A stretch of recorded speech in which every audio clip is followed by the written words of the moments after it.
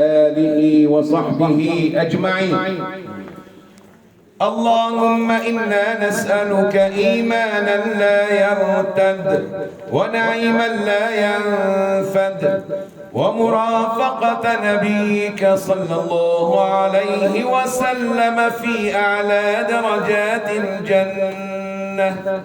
اللهم بلغ ثواب ما قرأناه ونور ما ذكرناه هدية منا إلى روح المرحوم نافذ. اللهم ارحمه على ممر الزمان والأيام. اللهم آنسه بتلاوة القرآن. اللهم اجعل قبره روضة من رياض الجنان. اللهم ارحمه على ممر الزمان والأيام. اللهم آنسه بتلاوة القرآن. اللهم اجعل قبره روضة من رياض الجنان برحمتك يا رحيم يا رحمن. اللهم إن كان محسنا فزد في حسناته، وإن كان مسيئا فتجاوز عن سيئاتنا وسيئاته. اللهم جازه بالإحسان إحسانا وبالإساءة عفوا وغفرانا.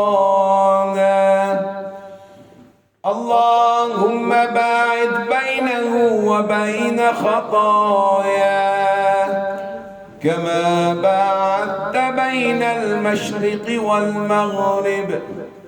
اللهم نقه من الذنوب والخطايا كما ينقى الثوب الأبيض من الدنس.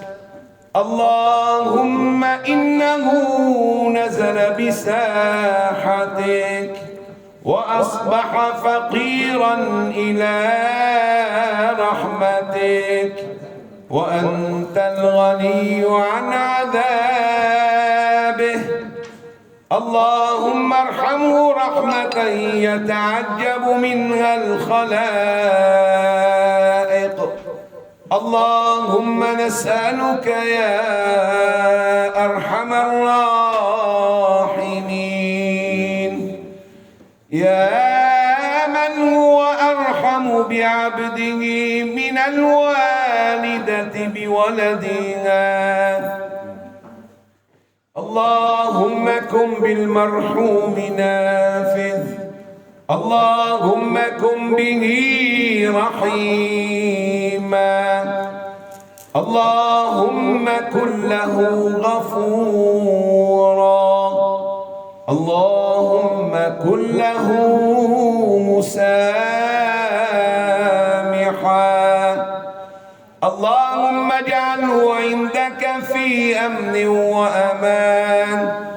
اللهم اجعله يا ربنا في جنات النعيم. اللهم واجمع به أهله وأحبابه في جنات الخلد يا كريم. اللهم إنا نسألك يا أرحم الراحمين. اللهم اجعلنا واجعله من أهل لا إله إلا الله. اللهم اشرح بها صدورنا ونور بها قلوبنا ونور بها قبورنا وفرج بها كروبنا واغفر بها ذنوبنا. اللهم إنا نسألك يا أرحم الراحمين يا من أمرتنا بالصلاة على النبي العظيم. اللهم إنا صلينا على رسولك في هذه الجلسة المباركة، واجعل ثواب هذه الصلاة إلى روح المرحوم نافذ.